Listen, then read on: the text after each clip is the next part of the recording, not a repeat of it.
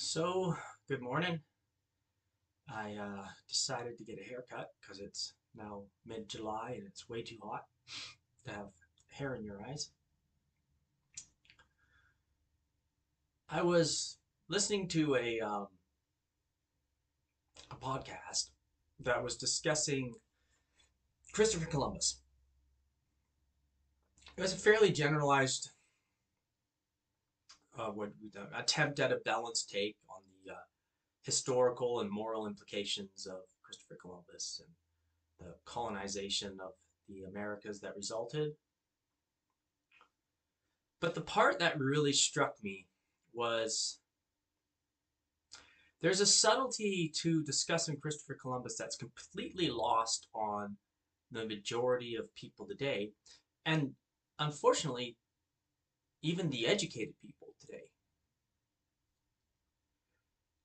There's this thing called the flat earth error.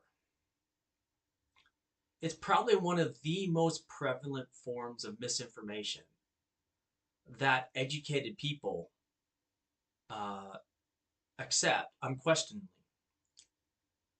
And that is the fact that Christopher Columbus did not sail west to prove that the world was round. No one in Europe believed that the world was round in 1492. No educated person in Europe has believed that the world was round since the time of the Greeks. Matter of fact, um, the world has been round, and the circumference, or sorry, rather the circumference, the equator, has been known to be approximately 40,000 kilometers for that 2,000 year uh, period of history. They actually figured out the length of the equator just using basic triangulation and trigonometry, involving the shadow cast from the sun on two identical height towers, a few hundred kilometers apart, north to south. They just back calculated the size of the Earth based on that. That simple. So, where did the flat Earth error come from?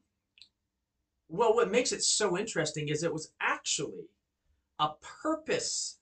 It's actually an example of purposeful misinformation. Okay, inspired by pure anti-clericism.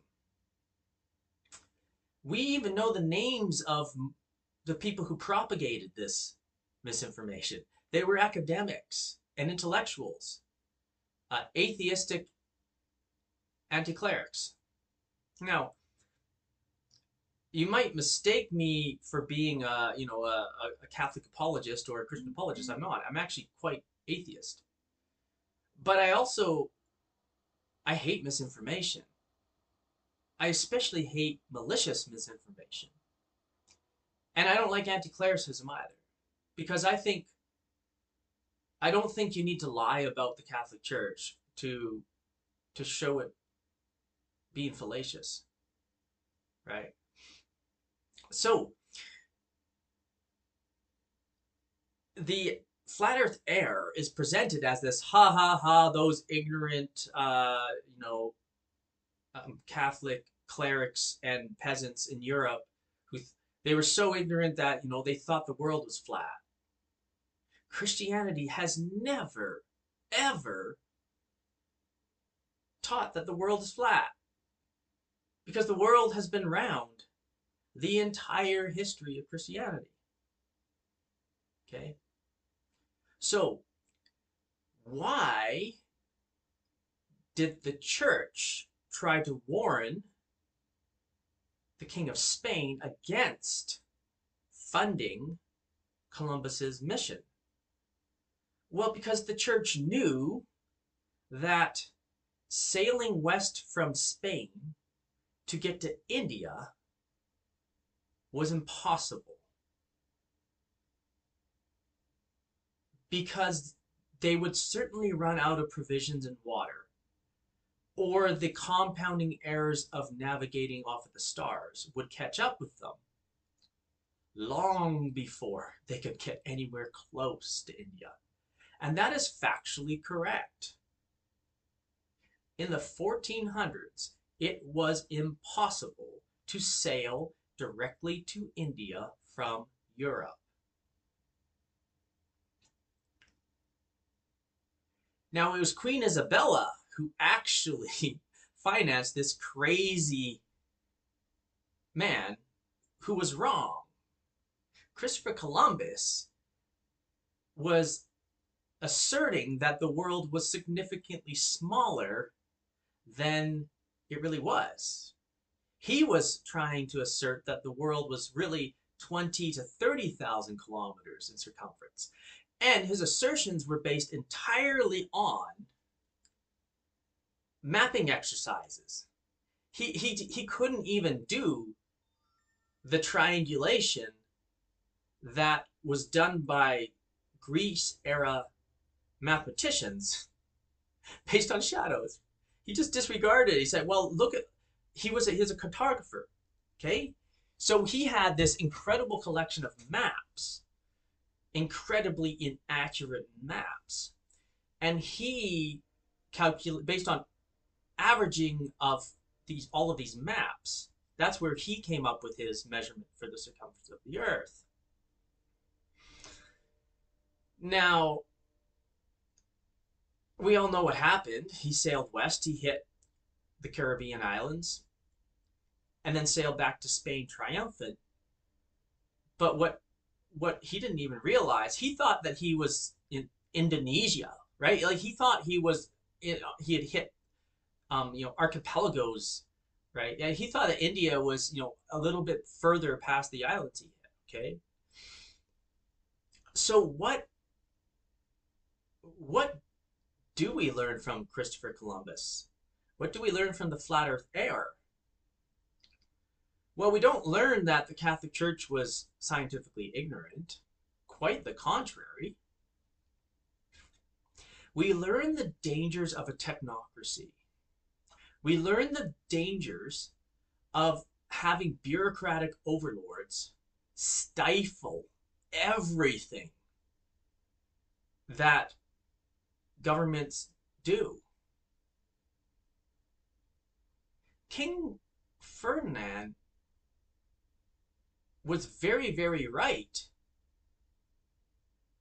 to listen to the educated advisors and discard Columbus's assertions.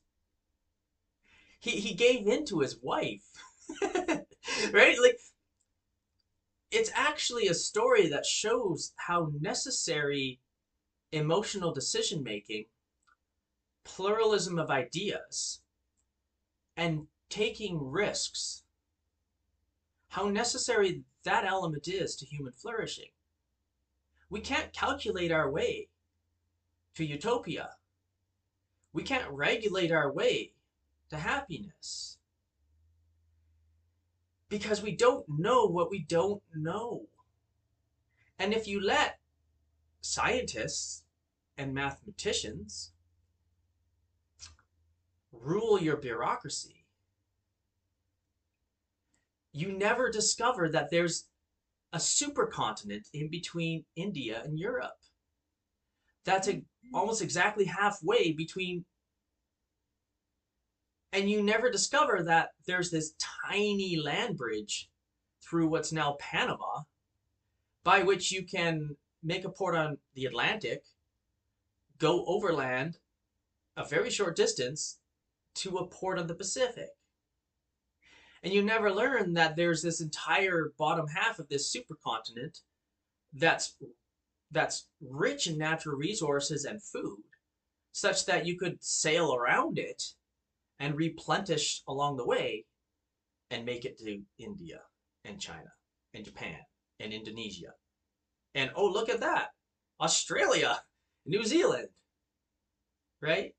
The most educated, learned, and intelligent people of Europe were ignorant of the existence of a quarter of a quarter to a third of the world's landmass, right? Nobody in Europe knew that these places existed. Not necessarily true, because they knew that Greenland and Newfoundland existed. But the Vikings did not, there's some theories that maybe they got to Maine, right? But they did not, um, you know, they did not discover that America was in fact a supercontinent, right? So why do we celebrate Columbus? Well, we celebrate that he busted through the red tape and bureaucratic bullshit of European clergy. And what's really, really awesome is he was a devout Catholic, right? We celebrate that sometimes wingnuts are right by accident. And the result is more human flourishing. The Wright brothers were not preeminent engineers. They were bicycle mechanics. They were just crazy enough to get onto their own contraption, and it worked. They proved the concept. And Wright Aircraft Company didn't even exist by the end of World War One, because the real scientists and the real mathematicians and the real engineers, once the general proof of concept was shown through pure risk, they were able to optimize it and turn it into, by the end of the World War One, I mean, the fighters were going 200 miles an hour. The Wright brothers could have never achieved that, right? So Christopher Columbus should be celebrated as the ultimate buster of red tape, the ultimate taming of the hubris of the incredibly mediocre semi-intelligent who entrench themselves into positions of power by inventing a notion of competence that is essentially zero risk taking. And we have this same thing going on today, right? Why is Elon Musk so successful? Well, because he's just scientifically literate enough. He's not actually an engineer. You wouldn't want him to be an engineer, because if he was actually an engineer, he wouldn't do what he does. He's really good at telling the engineers what to do. He's really good at telling the engineers, I don't care about this risk, we're taking it anyways, right? He's really good at directing resources into failures that prove concept, that then allow the engineers to optimize, right? So the engineers don't know what they don't know, and most of them are too indoctrinated to take the risks to figure out what they don't know, because they're really good at just de-risking the system, which makes it stagnant, right? That's why we have building codes that are 150 years expired, because we have too many engineers who are making too much money not doing any real engineering.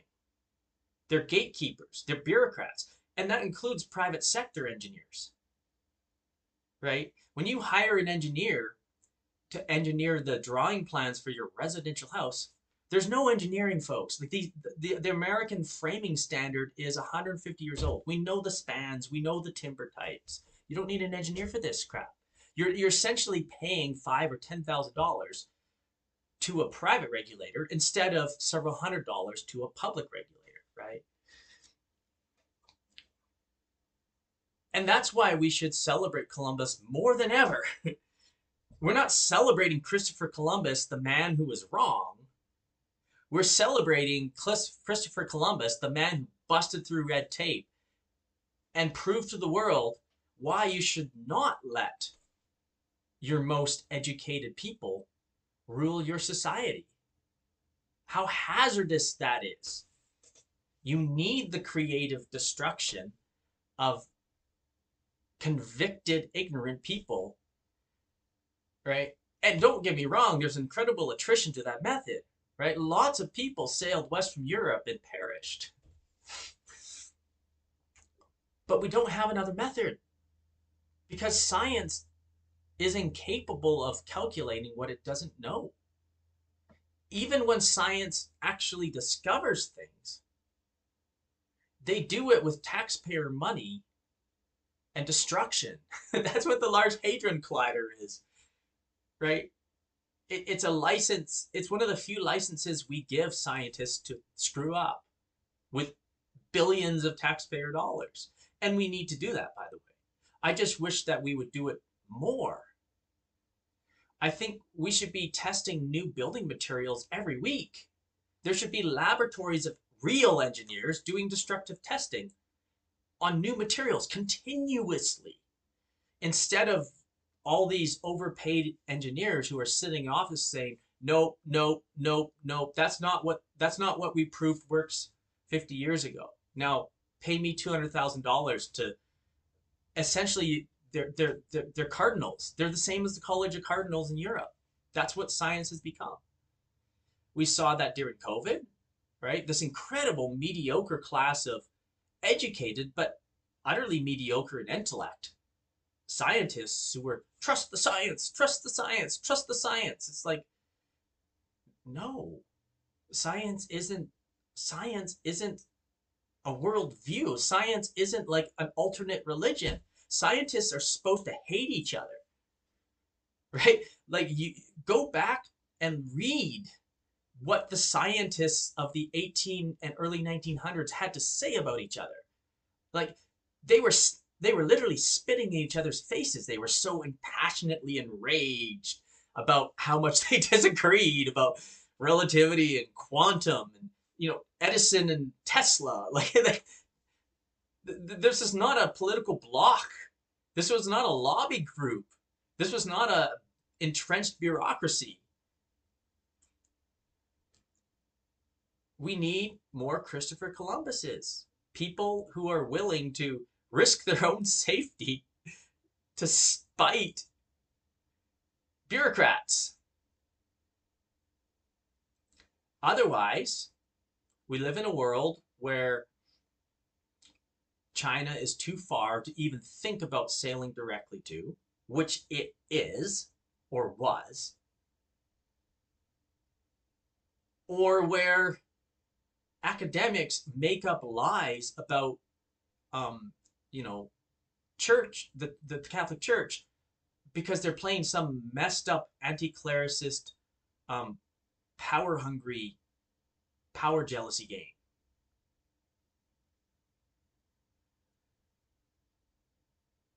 So it's time for the Twitter shakeup. Fires 3/4 of them. We need it. We need the regulators to go and do real things. We don't need any more people making too much money to say no, no, no, no, no, no, no to the people who are willing to risk their own money, capital, and life. We need more test pilots who are willing to get into this insane thing called the X-15 rocket plane that goes Mach 8 and bounces off the atmosphere, right? Like you can't calculate safety, guys. Like you can only achieve safety through disaster. The space shuttle looked fabulous on paper. It was supposed to be flying to space and back like every week. It turned out to be an utterly ridiculous, unfeasible concept. There's no way they couldn't have possibly known that without building it. So, as always, go take that risk. Tell the bureaucrats to shove it. Tell the scientists they don't know what they don't know. Take risk. And you better believe those same bureaucrats and scientists will come running once you've proven concept. And they'll steal it from you. And they'll optimize it. So, thank you for taking the risk. And hopefully, those who take risks as epic as Columbus did get a statue for it. Have a good day.